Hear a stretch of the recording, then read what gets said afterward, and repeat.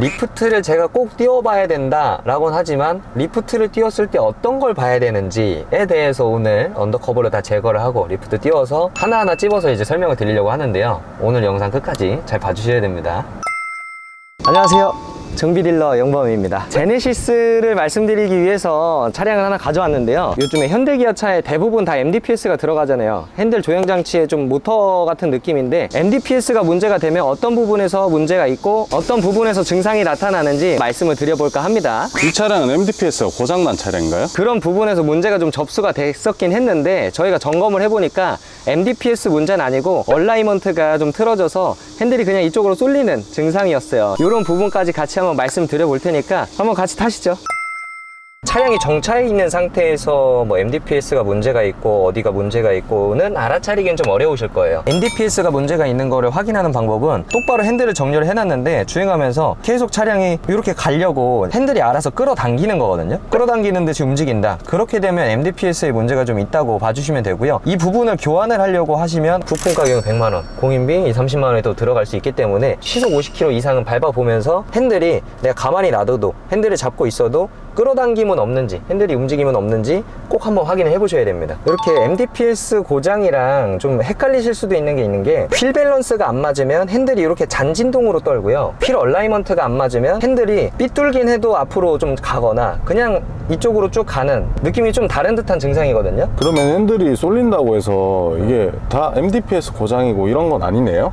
그쵸. MDPS의 문제를 진단하기 전부터 일단은 휠 밸런스나 휠 얼라이먼트를 맞춰놓고 그 다음에 MDPS 부분에서 뭔가 문제가 있는지 점검을 받아보는 걸 좀 추천을 드리고요. 혹시나 중고차를 구매하고 나서 얼마 안 돼서 그렇다 그러면 성능보증보험도 해당이 되는 품목이니까요, 꼭 성능보증보험을 접수를 하셔서 꼭 보상 받으시길 바라겠습니다.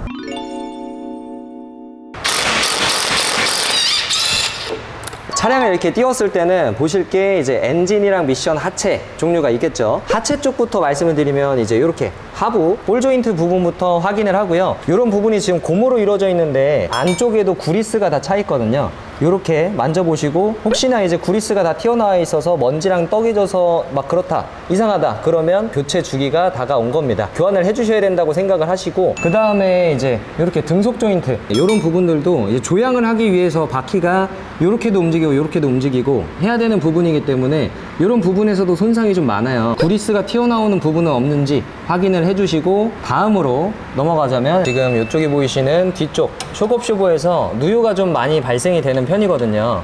이런 부분에서 누유가 좀 촉촉하게 맺혀 있다 그러면 이제 쇼크옵쇼버도 제 역할을 못 해주는 거기 때문에 이런 부분 교환하게 될 경우에 한 20~30만 원 정도의 비용이 지출될 수 있으니까 꼭 한번 확인을 해주시고요. 그리고 뒤쪽에는 이런 부식류가 많아요. 뭐 로어암이나 뭐 어퍼암, 뭐 이제 트레일링암, 여러 가지 부식류가 있는데 이제 갈라짐이 있다면 하체 소음이 시작될 수 있거든요. 이렇게 봐주시고, 제네시스 같은 경우에는 후륜 구동 차량이기 때문에 앞에서부터 엔진, 미션, 프로펠러 샤프트를 통해서 동력 전달이 되고, 디퍼런셜 기어에서 드라이브 샤프트 쪽으로 동력이 전달돼서 바퀴를 굴려주거든요. 디퍼런셜 기어에서도 누유가 될 수 있으니까 이런 부분들, 접합되는 부분의 라인을 쭉 둘러봐 주시면서 혹시나 누유가 있는지 없는지도 확인을 해 주셔야 됩니다. 플렉시블 조인트라고도 합니다.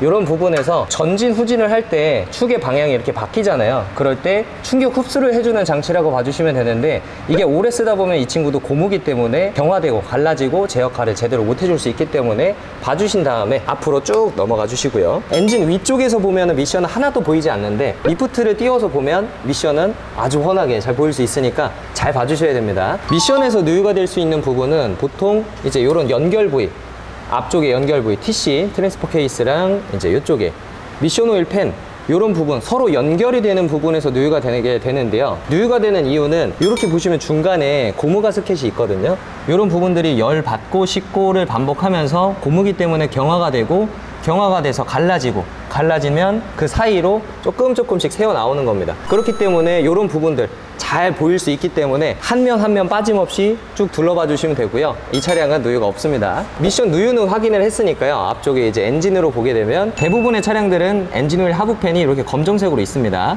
이렇게 또 실리콘 라인으로 쭉 둘러서 한 번씩 봐주시고요. 그리고 볼트 있는 부분도 촉촉하게 맺혀 있는 게 없는지 확인을 해주시고, 지금 여기 손으로 만지고 있는 데가 블록이거든요. 이런 부분들, 접합 부분에서도 꼭 확인을 해주셔야 됩니다. 지금 엔진 오일 누유에 있어서는 이 부분이 제일 큰 비용이 들어간다고 봐주시면 되는데 이 부분은 거의 엔진을 내리다시피 해야 되는 제일 큰 작업 중에 하나입니다. 그래서 이런 부분들 꼭 잘 확인을 해주셔야 되고요. 앞에 프론트 디퍼런셜 기어가 또 있는데 아까 리어 디퍼런셜 기어는 딱 그거 하나만 있어서 어떻게든 내리고 올리고 하기 편한데 앞에 디퍼런셜 기어는 엔진이랑 붙어 있기 때문에 만약에 수리를 해야 된다 그러면은 맨발을 내리고 거의 엔진을 내리다시피 해야 돼서 이런 부분은 나중에 추후에 수리할 때 수리비가 굉장히 많이 들어요. 이렇게 누유만 없는 차량을 고르셔도 성공한 중고차 구매가 될 수 있기 때문에 이렇게 접합되는 부분들을 꼭 잘 확인을 해주시고 구매를 하셔야 됩니다.